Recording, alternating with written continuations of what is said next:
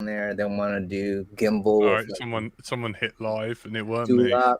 Oh my goodness, we're live. We should have did. Hello. Is it you, Stephen? Yeah. Yeah, Warn introduce us. people, because Tommy could just Take his privilege away. I was just doing a countdown. Take us in. Take us in. Bring us in. Tommy. We had some golden material that Tommy was going through there. Now Yeah, it's now golden it's in material. my back pocket. What happens if he was decided to just randomly get naked, and we could be then kicked off of YouTube? Well, then I think we're on the wrong website. That would be OnlyFans, right? Yeah, true. Yeah. Hello, and you're listening to Let's Drone Out. Tonight we are joined by everyone's favourite curry kitten. Hello. Everyone's live broadcast, but on a drone, Tommy. Hola. He was one of the guys back when Royal Riot was good. For anyone new here. Yeah, let's make enemies now. Let's make it interesting. Drew ruined Royal Riot. There, I said it. It's harsh but fair. Yeah. The man with the moustache, Stephen. Cheers. Hello, everyone. I'm Brighton Till I Fly, and the man who does our lovely thumbnails and socials, my buddy Kyle. Howdy. So you made me look great. That was me. He's really. No, he took that a was your decent mother, photo of me. actually. But I don't know how he done it. Can we, before we get going, talk about the last video you put out? Because I don't know about anybody else to watch it, but I was getting so nervous on your behalf just watching this, because I'm like, they're going to go live. He hasn't done enough fly-throughs. He's just talking. He hasn't got. They're moaning their control system's not working. And did you have an actual proper go at? And then when you were doing it, the director's just going like, just slow down, like it's hard to put the brakes on. It's like I'm in the middle of an orbit here. Oh my goodness, that was hands down. It was So I've done freestyle competitions. I've raced like on the world circuits. I've done a lot of things, and that was hands down the most nerve-wracking thing I have ever done, like by far. I don't admittedly follow college basketball, but when I found out that I was doing this, I just wanted to do my due diligence and kind of understand, just the scope of things. And it turns out, NCAA college basketball out here in the U.S. at least is actually way more intense than the NBA, just for the simple fact that college basketball players aren't getting paid to do this. So they're absolutely doing it, just for the passion. And obviously for, the opportunity to make the NBA. Emotions are running high then. Oh yeah, absolutely. And you could feel that like right inside the stadium, it's packed. Every single seat from the floor seat all the way to the last at the very top is packed. There's not one single empty seat that I could find from my naked eye. And then on top of that, everybody is into it 100%. Again, from everybody from the bottom to everybody at the top, everybody's cheering for whoever team that they're rooting for. And the energy is just absolutely intense. So all that to say, it was very nerve-wracking, because not only that happening, but then it's also a very, wildly watched, sporting event. And to answer your question, like I was there 3 days before game day, and the first day was just literally just talking through what was going to happen, how this is going to happen. And there was it could very well happen that after those conversations, they just be like, well, this is probably not going to work out. We don't feel it's safe, or it's not going to fit in, or whatever. And then that was that. And thankfully, the discussions kept progressing. And then the next day was like, all right, let's go ahead and test this to see what it would look like. Let's get the timing down, etc. And on that day, we were figuring out that like where they wanted me to be and the flight path that they would wanted, like it wasn't working out. And I figured that out just from hand holding the drone, because we didn't end up even getting to test that day, because so they let you like walk through and You can Yeah. stand outside and you send a guy in to walk through. Yeah, and what the signal's exactly. like. So I stood where I wanted to stand, and then I had my AC walk out there with everything and just kind of do a walkthrough test just to see what was going to happen. And that was going to serve, two things. It was going to serve me to make sure that my RF from both radio and FPV was going to work. And then it was also testing the broadcast RF because they also need to be able to get the signal. And the way that works is I showed up and they gave me the transmitter and everything, and they, it's on them to figure out that the RF was going to work. And for them, they needed to make a couple of adjustments as well. So even on that first or second day where I didn't get to fly, but we did the walkthrough, their RF was like, this is not working out. We need to make a couple of adjustments. And then obviously production and the NC, and God, like I thought there was a lot of people that needed to be involved to do something in like the commercial world, but for this, it was like there was at least like 10 representatives from like different departments that I don't even know who from what and where, but like every single one had a say in all of this, and it was wild. It was crazy. But thankfully by the third day, I did get to do one test flight, literally one test flight, just to make sure RF was working. And that was it. And then after that, they needed to move on for other things that they needed to test, mainly because like for the test, I also called out like, hey, we just need to make sure that X, Y, and Z is clear, that there's not a whole lot of people, in the flight path and things like that. So it was nerve-wracking because I only had one test flight, and that was it. Yeah. That's crazy. Because it wasn't straightforward. It was through some double doors and up an escalator and over some stuff. It's like I just figured if you hadn't practiced that a good few times, it's like, where am I going again? Which might be the answer. Yeah, no, absolutely. I mean, like here's where like back when I used to race kind of comes in hand, because like when you in racing, like you have your practice heat and that's your moment to learn your track. And so it's kind of no different when it's something like this, where it's a one take where you got to figure out, basically substitute gates for doors or, landmarks at this point, and just make sure you do a smooth job. And then also while listening to the director, which I explained a million times, like the camera's fixed. So anything that I do to correct or, compensate for whatever is going to register on camera. And so when you said earlier, like, oh yeah, slow down, I heard that. And I was like, oh my gosh, how do I make this look decent on camera and still buy him the time that he needs to, get the other cameras rolling? And so technically I was supposed to just stay. He wanted me to just stay outside perimeter, but to buy the time and to slow it down, I decided to slow it down really like a lot. But then that sent me on a trajectory down the middle of the court. And I was like, well, this is what we're doing. And so I just kind of committed. I was wondering how much they kind of manage the flight path that you take. Do they give you like an absolute, you've got to stay along this corridor and not deviate more than a couple of feet, or is it just a rough? No, so in that case, I actually had a lot of leeway. Like their what they wanted was like, we just want you to start on the outside, show what's going out in this courtyard, and then make your way inside however you see fit, and then make your way into the court and then orbit the court. And originally they thought I was going to stay on the bottom floor and navigate through all of that, but that was a gauntlet because I mean, I know you guys aren't familiar with Caesar Stadium, with you guys not being in the US, but Caesar Stadium is originally a football stadium. And so it's a lot bigger. And to convert it for a basketball event, they actually build up bleachers to bring everything down closer. And so because of that bottom floor was just not going to work out, because like there was just no clear way for me to get from outside to the inner court.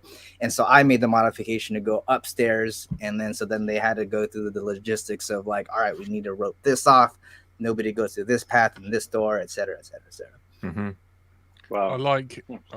I like how someone like shouted at the security guard, like, don't move, because he's like walking out in front of you, and it's like having to explain people that like you get in the way, you're gonna get you're gonna get your dick chopped off. You know, There was a lot of security or human not. traffic at your where you were. It's like suddenly everybody and their dog wanted to suddenly cross in front of you for some reason. Yeah. It's just this huge queue of people.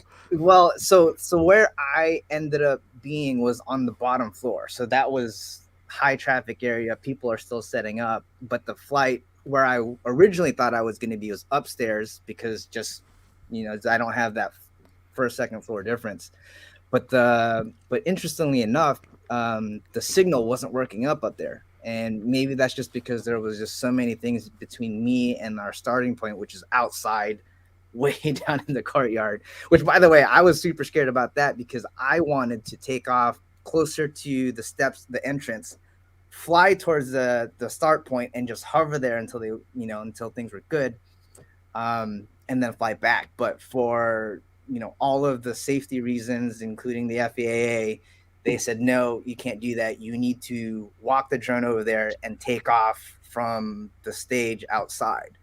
And so I was like, oh, I've never armed a drone that far before, especially with DJI, and I was literally just at like 1 bar on DJI over there. So I was really like concerned, like if this was even going to work out. And the test obviously proved that it was going to be fine. But yeah, it was, there was a lot of logistics, a lot of talk for what was, just a 45-second, 1 minute run. It must have felt like an eternity to you. No, well, the flight was whatever, and I think that's just something like with myself. Every time the goggles goes on and I arm and I take off, like I'm in it. However, the 30 minutes before that felt like 30 days. Oh my gosh, especially because I'm on walkie, so like I hear all of them talking, and it's really interesting to hear just the internal production chatter with the directors and the camera people and whatnot. But like what really did me in was like when I heard like, okay guys, we're 30 minutes away from like showtime, and just a heads up, this is our first time we're gonna do this with the drone intro, everybody pay attention, yada yada yada. And I was like, oh my god, great. Like it's like, this is okay, cool. And I only did a walk test on day 1. I got 1 flight test on day 2, and then they made their whatever final adjustments they needed on day 3, and the 4th day was was go time. So it was yeah. I still get like a little chilly about it whenever I think about it. I'll tell you what though. Sorry, go ahead. No, I was just gonna say I now that I know how it goes, I think I'll be a little bit more relaxed moving forward. Mm-hmm. But that first time is always like, I don't know what's going to happen. I hope my gear stays solid. I was wondering if you had like a routine. Are you out there like, checking every single screw on the quad, tightening everything up, or do you just try and stay super calm and just not fiddle with the gear? No, I do. So that is something that I do all the time. In fact, I test all of my gear a couple of days beforehand. That's just standard procedure. Like everything goes for a test flight. Make sure everything powers up, because I've had instances where like a 12-volt reg that's supposed to power the camera just stops working for whatever reason.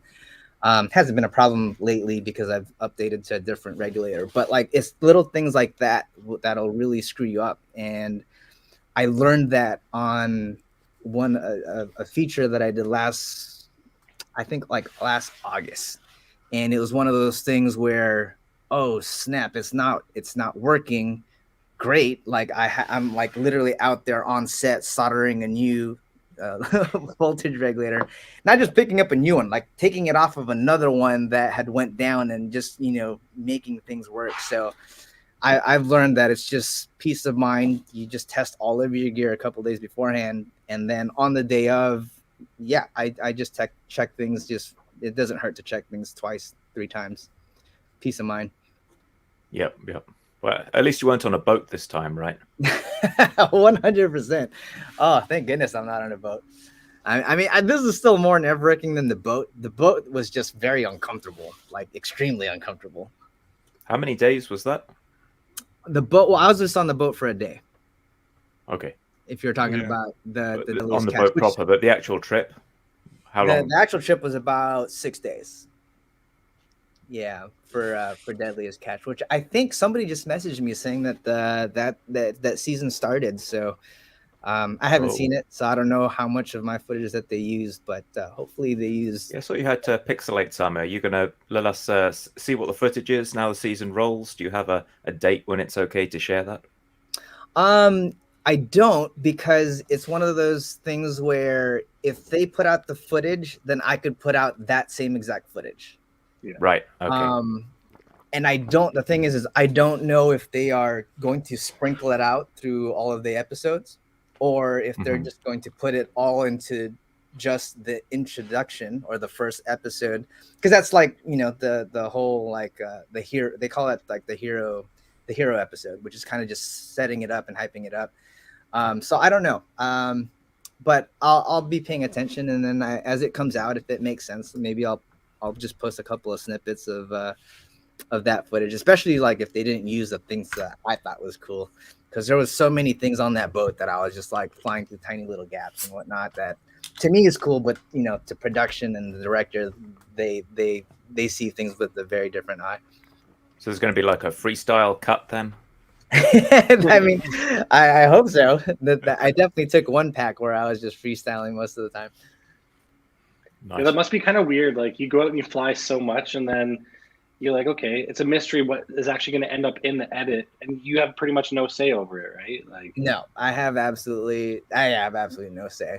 yeah. I mean, like even if it's a scenario, which happens pretty often, where the DP asks me like, "So what do you think is cool?" I mean, at the end of the day, it's on what the director and the editor feels like is nice. Which Yeah, I mean, sucks, because there's a lot of things that don't make it.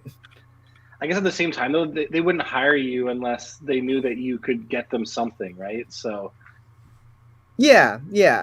I find that, you know, in my experience, it goes two ways. Like either FPV is a buzzword and they just want to include it because it's the new thing, and then that's when they really ask me like, so here's what's happening, what do you think is cool, which I like, because then it gives me some creative some creativity there. Or it's the opposite, where they know exactly what they want and they have a pretty decent understanding about the limitations of FPV, and then I'm literally just doing exactly what they want. And sometimes I think it's cool, sometimes, but most of the time I don't.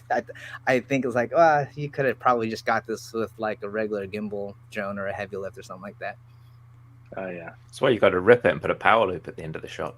Yeah. Well, I do that. I try to do that. Here's a little tidbit. I try to do that on like my practice run, just to leave a lasting impression with people, whether or not they use it.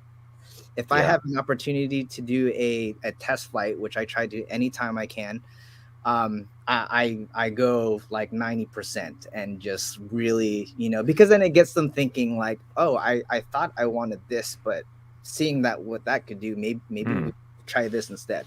And if it doesn't do anything, if it doesn't change anything for that shot, at the very least, I gave this DP, director, producer a ride that they won't forget. And at the very least, you're giving them a laugh, and maybe they'll chat about it in the bar afterwards and tell someone else. Right, absolutely. Well, you want to wow them, right? So that maybe in the future when they have another production, they're like, oh, maybe I could get this crazy kind of shot. You kind of already give them a little teaser of what is possible, right? So that's it. Yeah. You know, like you know what, one thing that I learned being on set is you definitely want to be super friendly and easy to talk to and work with, and you want to leave a lasting impression. And for FPV pilots, you're in like a great, you know, you're in a great position to do that, just because if you have an opportunity to do a test flight and they happen to have a monitor where they can watch what's going on, you know, they've never seen FPV freestyle before. So if you just do anything even remotely crazy, that to maybe us isn't really all that crazy, but like to us, maybe it's just like a warm up,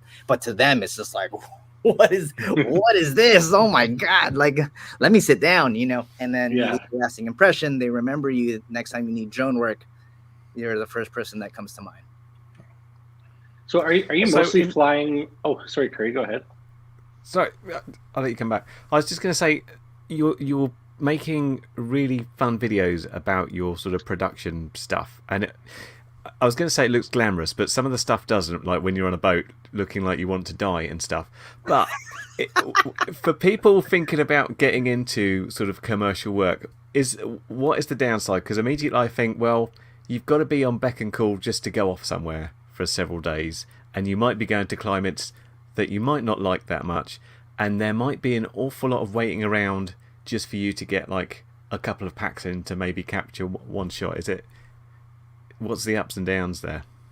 I mean, you pretty much nailed it on the head. Like, I'll tell you my experience. Like, as I started working into like bigger and bigger productions, like I started feeling like, oh man, like this is glamorous. Like this, I've never been on set before and seeing how things work.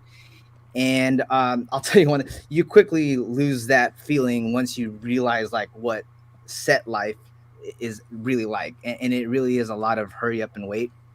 And that's just the truth of it. And you know, like when you go out to freestyle and you're trying to make a video or something like that, you probably go out there and you do a warm-up pack, kind of explore the area, and then just kind of like, you know, kind of make your way into it and start feeling loose, and then you really start feeling good. You don't have that luxury, at least not always. You don't have that luxury in production life, because it could be, hey, I need a test light. Producers like, we don't have time for it. I can't clear these people out, whatever, XYZ reasons, which means like you got to go into the shot cold. There's other things where like they'll have you show up at like 5:30 in the morning, but your shot's not even until like 5:30 in the evening. You get that half the battery. If you're lucky, you get the shot that they want in one take, and then you're done, and then you sit there till like 7 or 8 p.m. and then you get wrapped and then you go home. So that's like, you know, that's pretty much the life. Like you for the most part, especially if drone isn't main camera, you show up and you pretty much just wait and you fly for a very little bit, and then that's it. Otherwise, if drone is main camera, which I've had that happen before, then you're just back to back flying. Then the day goes by just like super fast. But what sort of stuff have you done where drone is main camera? Because normally it's interspersed with lots of other regular camera shots. Yeah, I recently did. It was with Acura. They were showing off a couple of new cars, and the director, his idea was just everything was going to be shot on FPV drone. I don't know if they ever finally came out with it or in where it came out, but that was, you know, those are usually the times where the drone is like main camera. So especially when you're chasing something, like it just makes a lot of sense. Yeah, that's cool. Yeah. Okay. While we're on the subject of the deadliest catch, before we move on from that, so you had a couple of unfortunate moments there where you got a lighting system that knocked you out of the sky, and you lost a quad, which has got to be extra bad when you're up in the middle of nowhere and you can't just go down the shops or can't get someone to UPS you something. So what's your take on GPS now? I think a lot of people were wondering like why you didn't have GPS then, but then a lot of people were also saying, well, it's beta flight and GPS is always like flipping a coin. So yeah, where do you stand on that now? Well, so before I do that, I just saw something pop up on my on my screen. So shout out to Brandon. Thank you for the support, man. But to answer your question about GPS, I think especially for being on set, it's 100%. All of my Cinelifters that I'm building moving forward is absolutely going to have GPS on it. Like GPS for me, just because I come from the old school grassroots days of freestyle, I'm like, you don't need GPS. You're never going to go that far.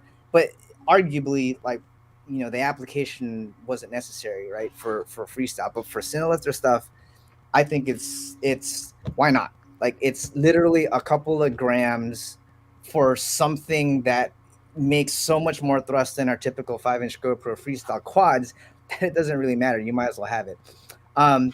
Now that said, like I've been testing a lot with not 4.3 Betaflight GPS, but like on 4.2, and comparing that to iNav, and iNav's return to home or even just like position hold I feel like is just so much better than Betaflight. But then my problem then is the trade-off is that it doesn't fly as good as Betaflight. So it's kind of like this, like you gotta pick your poison. But I haven't quite made up my mind yet in terms of which firmware I'm gonna run. But without a doubt, every Cinelifter build that I do moving forward is absolutely gonna have GPS on it, because you just never know. You never know when a lighting system is going to take your RF down. You never know when a bee is going to land on your neck and bite you and you freak out, which I've had that happen. You just never know what's going to happen. And to just have any kind of failsafe, even if it's just to hover, or hit angle mode and then just land, is better than it just falling out of the sky. Yeah, absolutely agree. Yeah. I mean, found them Betaflight like rescue mode is kind of like a homing missile, but the idea being that at some point you will pick that signal back up and be able to get it. But like you say, iNav's nice position hold, it could turn to home properly. It feels needs to be something called iNav flight, where they literally take good stuff from Betaflight and replace that in iNav, keep all the nice GPS compass stuff they do, to get the best of both worlds. That is like my ideal. Actually, if I'm really talking about what would be my ideal firmware, it would be taking all of the features of Pixhawk ArduPilot, and then literally just carving out and implementing Betaflight's flight PID loop algorithms and firmware. That would be the ultimate, because to me, it's like Betaflight has its GPS functions. It kind of works. Then iNav takes it to another level where it's actually decent enough. But then if you've ever flown Pixhawk, those capabilities are night and day difference from everything else on the market. And I'm talking about not even just like position hold, but even things just like having it fly like a Mavic. Now you have best of both worlds. And with so many people building Cinelifters, FPV with dual lock gimbals on it, like that starts to make a whole lot of sense, because we now see more ArduPilot builds and things like that. Yeah, 100%. And I've been kind of following up with ArduPilot, and the thing that has me excited about it now is that they've finally, and it's been a while now, but they finally implemented like bidirectional D-shot, so you can run things like not RPN filtering, but like a certain level of filtering, enhanced filtering that Pixhawk used to not do. Yeah, but it's all still stuff that I haven't tested. Everything I've tested so far is just iNav and Betaflight. Yeah, I remember seeing a helpful comment from one of the ArduPilot devs about those recent bidirectional D-shot issues with Betaflight 4.3. I was surprised to see that come out of that camp rather than the traditional Betaflight camp, who are more intense about the flight performance characteristics and less about features. But I noticed with the H series, we've gone from like 512K of flash to 2 meg of flash. So maybe there is room for a Betaflight that has more features, or an iNav that adds in a bit more flight performance. But it might end up being something only for newer chips. I hope so, because like I think that's kind of just been ArduPilot and Pixhawk's kind of like limiting factor is that the hardware seems to still be from like 5 years ago, and they've never bothered to update it. But I think sometime soon somebody will port it over and make it F7 H7 compatible, and then at that point it's like I don't see why you couldn't implement the best parts of Betaflight and then retain the best like safety and redundancy features that ArduPilot has. So you could have some course tracking where you've got an object and the camera's tracking it, and then just snap out of that flight mode and rip down on full manual and do some stunts. Yeah.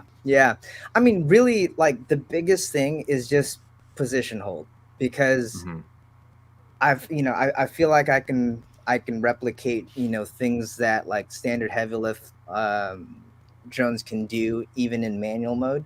It's really just having that safety factor of position hold for when things don't go right, and either you have a failsafe and it just stays there, or you have another issue with maybe like video, somebody powers on a microlight or a Teradek and your video goes to shit. then it's like cool, flip it into position hold and figure out what's going on. Like that, to Right. me, that's like the biggest feature. Like if Betaflight Sometimes you- could just get that figured out, I'd be Right. like, cool, I'll stick to Betaflight, you know, because like Sometimes we're you don't getting want to a Beta point Flight where to climb to altitude. You want it just to I not just go want up it to and stay hit. still. Yeah, Yeah. I just want it to stay there. Like wherever it was at, just stay there and then let me Because there figure could be out. stuff above you. Exactly, 100%, 100%. And but yeah, that is like the one feature that if I could have it my way with even Betaflight, like we don't even have to go with ArduPilot or iNav, but if Betaflight could just have a solid position hold, I would be all about it. Because like Cinelifters now are getting more expensive, right? So like it used to just be let's carry a Blackmagic. Now it's like, oh, we're carrying Komodos. Oh, now we're building 3-axis gimbals. And then, you know, in the production world, you know, like even though to us like a Komodo is like, oh, that's an expensive super balling camera. Honestly, in the production world, the Komodo is like the GoPro of the rest of them, right? Because they're just so used to like Aries and Mini LS and things like that, and they still to this day ask. Yeah, so you know what's up. So you know it's just a matter of time, you know, to when these things are just super uber expensive, and to not have something as simple as GPS position hold in the event of a failsafe or any other, you know, bad scenario is just you're just asking for trouble. And here's the thing too, like productions are starting to wise up with like FPV drones to the effect that they have an exclusion clause now for FPV drones. Is it used to be production will cover any kind of damage, and this is I don't know how it is out in Europe, but in the US, if something happens to your gear, they'll cover it. But now certain productions, kind of like learning more about how FPV works, they're like, no, if it's an FPV drone, we don't cover it, and it's just on your own personal insurance to cover it. Yeah, right. So again, you know, as these things get more expensive, it's like you need to have these fail safes in place 100%. Well, plus it's so heavy, it's right? interesting. Like it can cause serious damage. Like, yeah, I mean, and it's just Komodos. To me, I still think of Komodo. Hell, I think a GoPro, catching a GoPro rig to me is still expensive, let alone, you know, a Komodo with a proper lens, with a proper, you know, HD transmitter. You've got like 20-25 grand in the air. And that's like today, like the things that are coming up now with the 3-axis gimbals, and they want to do other things and anamorphic lenses, especially out here. Like it's super common for them to want to use a lens, and there's like only 5 in existence, and I'm always like, I really don't feel like running your lens. You know what I mean? Like it's Right. it's crazy, and the amount of money that's in the air, and it's yeah. I try not to think about it. I just Yeah, it's a little bit unnerving because Betaflight's still very much, it's there for racers, it's there for freestylers, but to then also realize people are taking something for racers and freestylers, people who bang up quads and will think nothing of replacing several parts of their quad during a single day's flying because they smash it up so much. Like to take that and put it on something that's a cine lifter where you've got like 4 digits of cash value flying through the air, not just $1,000, but like 10,000, 20,000, 30,000 flying through the air. That's a whole different equation. yeah, like 100 grow up. 100%. And I also feel like you know, as production companies start to learn more about this, though, I won't be surprised if it comes to a point where they're asking you things like, well, what kind of fail-safe and redundancies does your drone have? And if it doesn't have these, we're like, we're not going to run it, you know, because like it's happened. Like I've crashed Cinelifters and Komodos on set, and you know, production companies aren't really happy about it, but it's kind of the thing. And that's also one of the things I always talk to them about too, is like when it happens, like, just so you know, like FPV drone, like you got to look at this as like the stunt world. Like we're pushing things to the limit. We're being asked to do things at the very edge of things. So expect things to go wrong, because and that's just part of managing expectations, you know. So you've gotten I that think- pat down, that difficult talk where you go up to someone and go, look, I might break your stuff. You have like a special little speech that you can warm them up, buy them a donut and a coffee, I still haven't perfected this speech. I'm always like, hey, so you want me to do XYZ, but there's a good chance, like the gap you want me to hit's like this big, the drone's like this big, Just like start slowly walking backwards and smiling. yeah. It's been getting I- easier though, because like I'm kind of starting to get this point where like I'm starting to recognize certain directors and DPs who I've worked with before, and so like the conversation goes a little bit easier the second time around. But yeah, when they're fresh with FPV, it's always a difficult explanation about the risk as well as just the way it works, right? Because there's still a couple of people out there that don't understand the difference between something with a gimbal versus a fixed camera on an FPV drone. The Pixhawk thing is an interesting one because, generally speaking, it seems to be sort of the darling of the commercial drone world. So whenever you see these massive things with like 16 props or big sort of commercial fixed wing stuff, it's generally got some sort of picture in it. But as you say, the into to it is generally mission plan with this horrible Curry, spreadsheet. Go ahead. Sorry, your audio. Is it not working? It's stuttering. it's doubling being up sliced and and crackling. diced like you've got a freaking scratch, DJ. Yeah, It's a mess. you sound like one of Tommy's Yeah. sets. Tommy's- Go and come back. I'll close my browser. Yeah, no worries. Right. Tommy, have you ever had anyone like doubt your abilities and you're like, yo, I'm the man who done the Duggar dive, bitch? Well, first of all, I would be very impressed for anybody in production who see any of like, especially the Duga dive, like that just never happens. Let me think about that. No, but it's not because from the lens that I'm like good or anything like that. I don't feel like I'm the best pilot, but it has more to do with them seeing what's possible and then saying, let's do this. Not so much like, I want to do this, but can you do this? You know what I mean? It's more like, this is crazy. Like, you just opened up my horizon to this whole new realm of possibility of shots. Let's try this. Let's try that. Can we do this? Can we do that? So it's been more of like that kind of perspective. Yeah, Curry, do you want to test your sound now? Can anybody hear me? Am I loud and clear, or is it crap? No, it's the same. No, it's something. It's glitching and You cutting might out. I don't know if want to can have a hear it little locally. restart. Yeah. Sad I mean, Curry. I can understand you. It doesn't sound great. But I yeah, can understand you. Yeah, we're We an go audio slow. podcast as well. That's the only thing. So Oh, people. so it looks like Brandon's asking, are the production company owned drones and cameras insured? Brandon, to answer your question, production companies don't own any of the drones. Drones and all of the gear that goes with it are usually owned by the pilots and or aerial service companies. And typically the way it works ideally is the aerial company or yourself have your own insurance, but then production also covers it. However, like I said, we're also kind of coming into this new time now where production companies, because they understand the nature of FPV drones, are starting to not cover FPV drones. Because they don't want to be liable because of the nature of it. Exactly. Yeah. Exactly. That must suck though, because like, say for instance, like your quad went down in the sea. That's like that probably wipes out most of the money that you get on set for a couple of hours.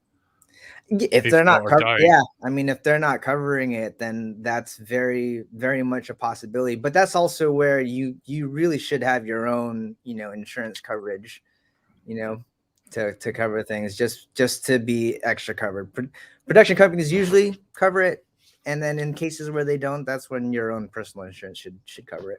Yeah. Yeah, But you got to be yeah, safe. Your excess though, after a while, they're like, "We're not covering you anymore." This Yeah. is insane. Yeah. Like, Yeah. It's tough. It's It like- could be tough, but that's why you should just try not to crash. Yeah. Just be good. Well- Just be good offline. Yeah. I suppose crashing's one thing, but like being able to just retrieve stuff and not have to buy everything all over again is another thing. And Oh, yeah. losing the shot. Oh yeah, I mean, like, and like, there was one time where I had to do this shot at the Hollywood sign, and I just know from experience, even before I'm doing productions, like I used to try and sneak up there and do, you know, the Hollywood sign, and it's an RF nightmare up there. And I had the situation where I was good. I was like 4 flights in, you know, and then the director was like, you know what, this is great, but let's just wait for like the peak golden hour just so that everything's colored really nicely, yada yada yada. I'm like, all right, cool. And on that flight, like I just had a failsafe and the drone went down. And in that case, the professional thing to do is you bring out the backup and you continue the shot, which is exactly what I did. But at the end of the shoot, I went back up with the flashlight and I just started looking for the drone, and it took like a couple of hours, you know, because at the end of the day, if I could at least recover the Komodo, Yeah. I could take that and send that back to Red and, you know, get it, you know, repaired and whatnot. And the drone is like, whatever, the drone, right? We can fix that, replace the arms, whatever needs to happen. But the Komodo is arguably the most expensive. Well, the Komodo and the lens and the transmitter. Those are like the 3 most expensive things. It's funny because the drone itself is like the least expensive thing. Yeah. How does Meanwhile, lenses meanwhile and us big cameras peasants- survive crashes? What was that? Go ahead, Jack. No, carry on. Go on. I was just wondering how the big cameras. I mean, I've seen GoPros crash, but how do those big cine cameras fare in crashes? Do you just find shrapnel, or do they actually hold together? No, they're actually really good. Well, I mean, okay, like the only thing that I've crashed is the Red Komodo, and it's amazing. They're incredibly strong. In fact, on the feature film that I worked at, the director was like, send it, just like send it. I don't care if you crash it. Let's just try to get the shot. And so I did that, and this Komodo was like caved in. Like it was the worst thing I've ever seen in my life. We sent it back to Red, and the CEO of Red was just so impressed by the damage that I had inflicted into this camera that he elected to not repair it and instead put it onto his like personal museum, you know, because it's still powered up. The footage still wrote to the card. Like, it was very impressive. Oh, so he could see what you did to his lovely camera. Oh yeah. And it could take a lot. It takes a lot. It takes a lot to really get it to the point where it's just not going to work anymore. Like that camera still powered up. It's still recorded. It's just that the screen was broken, and it obviously like looked like shit because it was like caved in and things like that. Yeah, it's probably mostly like lenses and mounts that will, in a bad crash, you'll probably wreck the mount or the lens mostly. Right. That's usually it. But, and you know, let me also caveat this by saying like the Red Komodo was made to be a crash cam.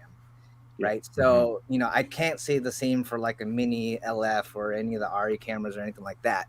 But the Red Komodo specifically has impressed me through and through with in terms of crashing.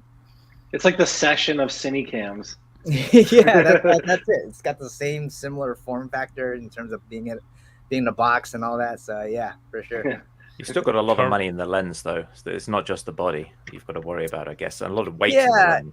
Yeah, you know, in the very beginning, I used to always have to fly like what the DP wanted, which always worried me because I know, you know, especially if they're like one of the more well-known DPs, they have access to these special lenses that are completely invaluable because they've only made X amount of them, and I'm always just like, I don't want to do this, but and then when you talk to them, they usually understand. But once I get past that, I'm actually running cheaper Laowa lenses that aren't all that expensive, and that, you know, goes a hell of a lot better in terms of like peace of mind. Makes sense. Curry, how's your audio, buddy? Hello, welcome. I don't back. know. How's it sound Yeah. to you guys? Hey, you're back. Wait. Can you remember what you wanted to ask, Tommy? Yes. For all the glitching and matrix-like, I was basically saying, the Pixhawk does seem to be the darling of the commercial world in terms of, if you look at these great big sort of experimental drones or crop stuff or these big fixed wing stuff, it's always got some sort of Pixhawk in there. But it's always seems to be driven through Mission Planner, which is a combination of a really shitty version of Excel coupled with this thing that just whinges constantly about the compass being mental, as far as I can tell. That's my experience of trying to fly ArduPilot. It's bad. If they could improve the way it worked in some way to make it a little bit more user friendly, I'm sure more people will be into it, because you can run the Ardu stuff on an F4 board now, and odds on you can probably run it on an F7, so you've got the performance there, but the interface and the learning curve of all these billions of Mavlink messages you can get from it seems to be absolutely enormous. Yeah, well, so here's the thing, right? Like I've always looked at ArduPilot and Pixhawk to be kind of like the Tesla of flight firmware, in meaning that like they never really intended for you to fly the drone. They just absolutely wanted you to put in the coordinates of where you wanted it to fly, and then Pixhawk took care of the rest. Whereas the complete opposite end of that spectrum, such as Betaflight, it was all about the flying experience, where you are absolutely tied one-to-one, from your sticks to what the drone was doing.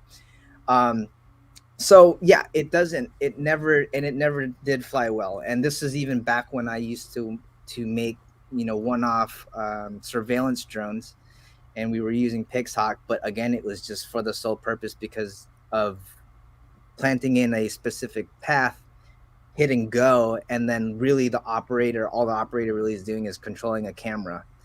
So, never really expected it to fly well. But to your point, I feel like now with the new hardware that's on board, with available open source such as Betaflight, flight firmware, and PID loop algorithms, I don't see why you can't marry the two and get the best of both worlds. Like there's just, I think it's a matter of time. Maybe somebody needs to, plant it in somebody's head and whisper into somebody's ear or something like that. But like, it's absolutely doable. Yeah, I'm a pretty technical guy, and I'm quite comfortable looking at most of the stuff around this hobby, but ArduPilot has I've just bounced off it. I look at it and the state of the user interface, it's incomprehensible. It looks like something from 1999. Yeah. And then you see the smartphone apps that are kind of table stakes for most drone stuff these days. I mean, I can even run the Betaflight configurator on my smartphone. It's fine. Yeah. Yeah. It's just not, it needs to be more. There's a gap in the market, so someone will fill that gap, but right now it's not there. I mean, I've flown like an Alta X, which runs off of ArduPilot, and it flies great. It's not terrible.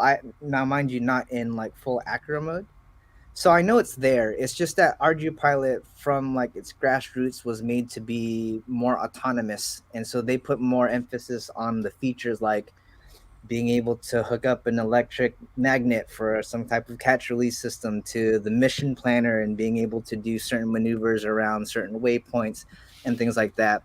And that's just kind of the opposite end of Betaflight, where the emphasis is on the flight feel and things like that, right? So I think it's just two pieces of firmware on the complete opposite ends of the spectrum.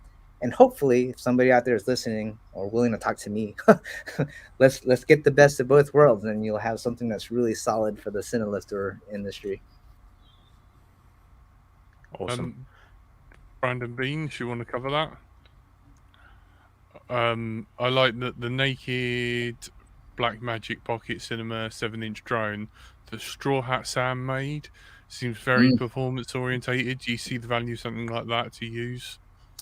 Yeah, so I actually have that. And when I first saw that, I reached out to Sam and I was like, "Hey, I love what you're doing. I'd love to get my hands on one of these." And he was kind enough to get me his very first prototype of the entire thing. I do feel some value out of that, but it really just depends, right? Because here's what I've found in the market out here in the US, and that is nobody really cares for the Blackmagic Pocket Cinema camera. Now, I will say this: when I talk to like Benoit and oh my goodness, I can't remember his name now. Not Cinequads. Oh my goodness, what's his name? Okay, I'm gonna stop before I start digging a deeper hole for myself. But talking to my friends out in Europe, the Blackmagic is widely accepted. So I think, Brandon, to answer your question, the value is just going to depend on whether or not your local clients value that camera. For me specifically, out here in Los Angeles, it's not. Like, I had it, I showed it, I tried to sell it to, as an alternative, and it's for whatever reason, Blackmagic just doesn't carry any weight out here in Los Angeles.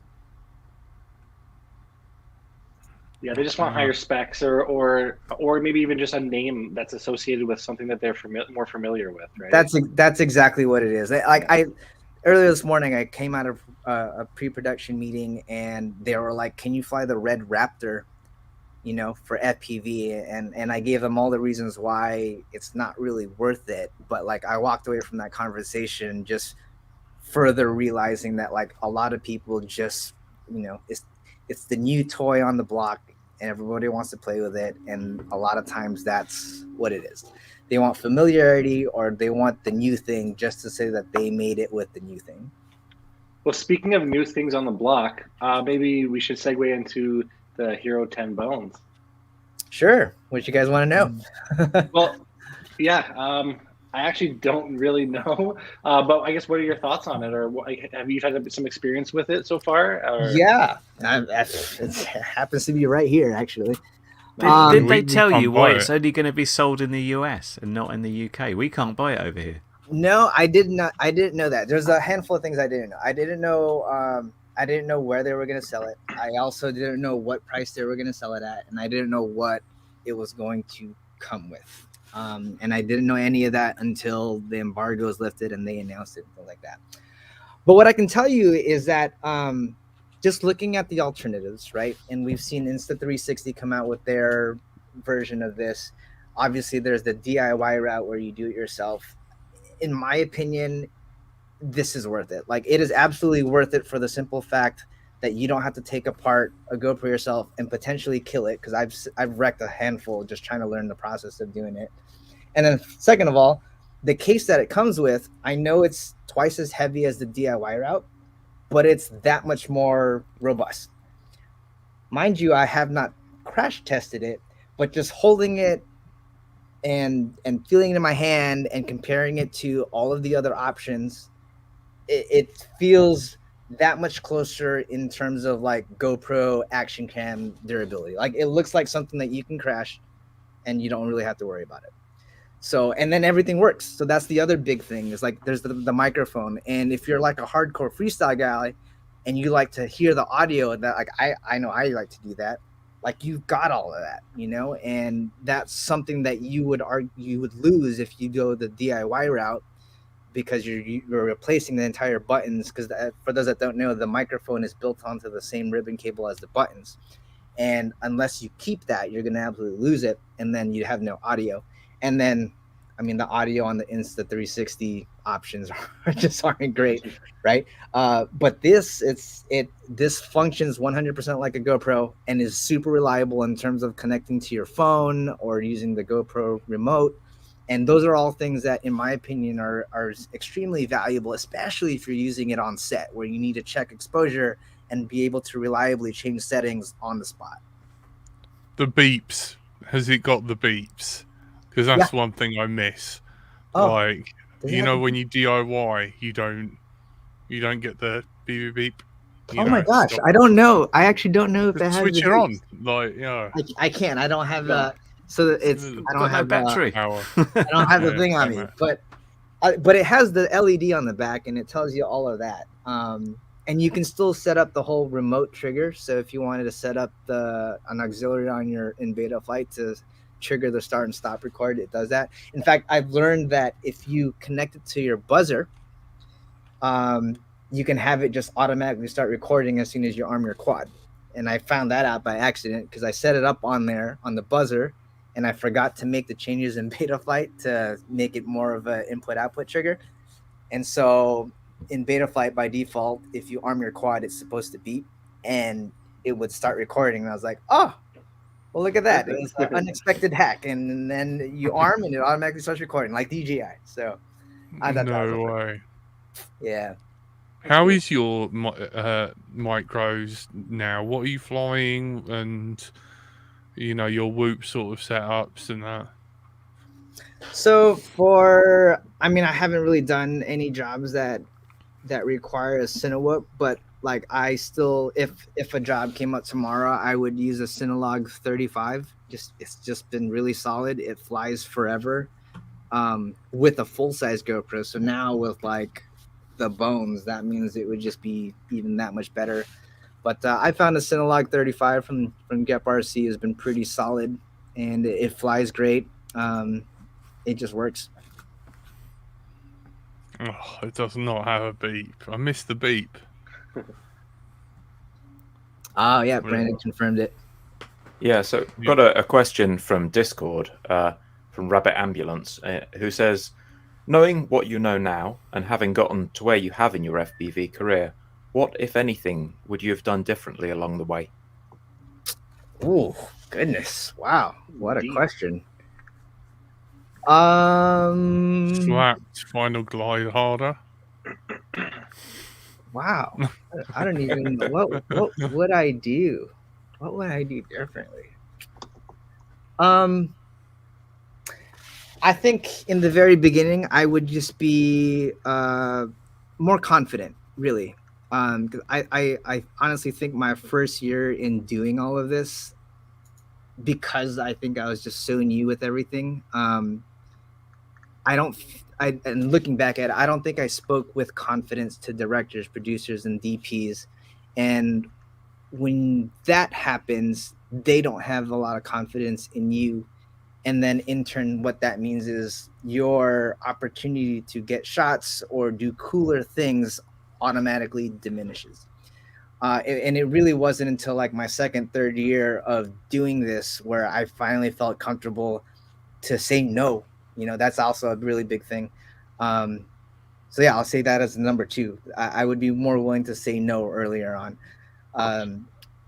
Being confident and being willing to say no, I would say is it. Because like in the very beginning, I just wanted to please anybody and just do it, even though deep down I knew it would work out, or the safety factor wasn't exactly there, which is very hard because when you come from grassroots freestyle, like there's no such thing as safety. Just Right.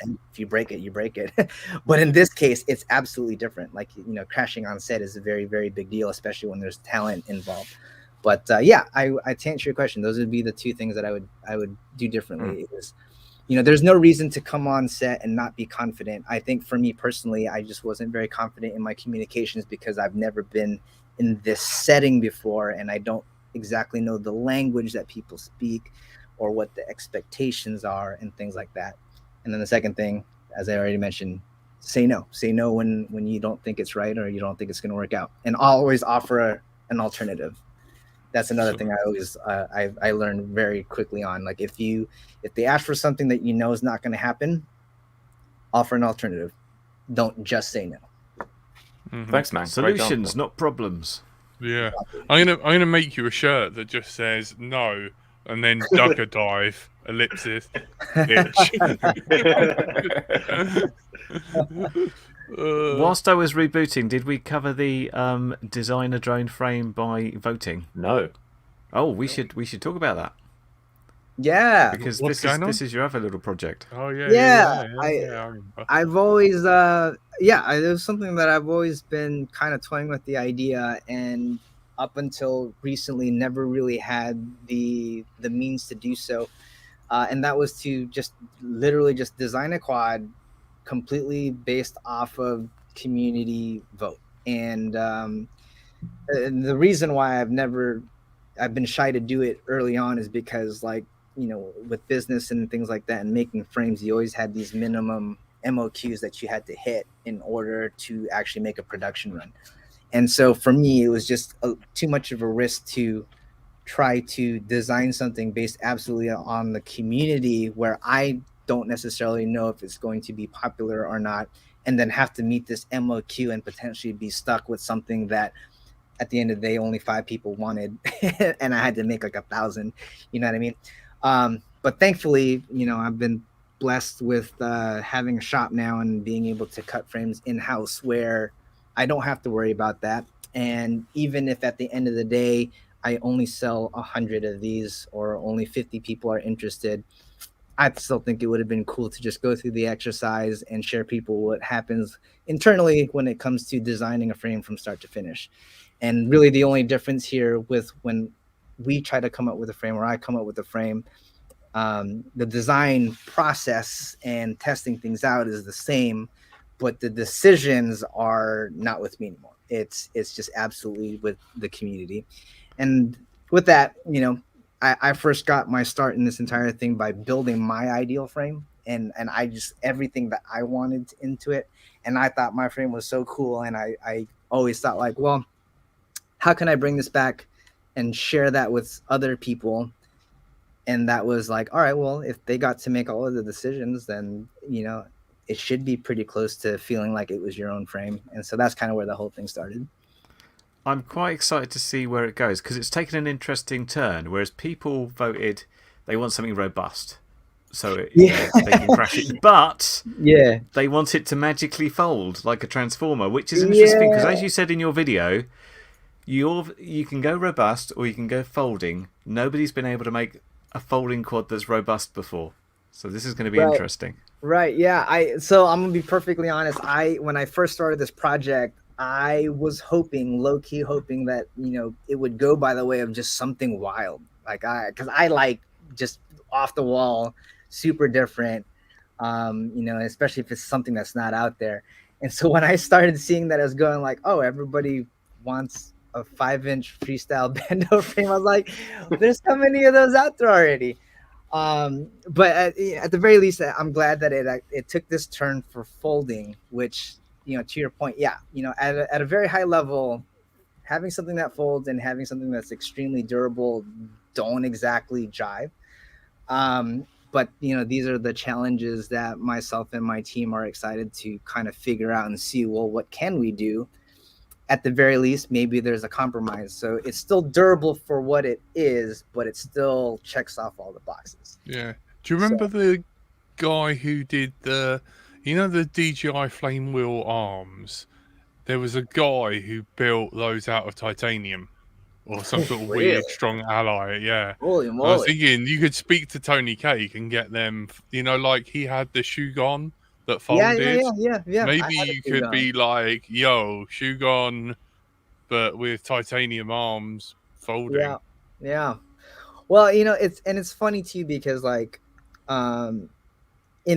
to me, I always thought something that folds makes a lot of sense for long range folks, right? Because those are typically 7-inch and higher.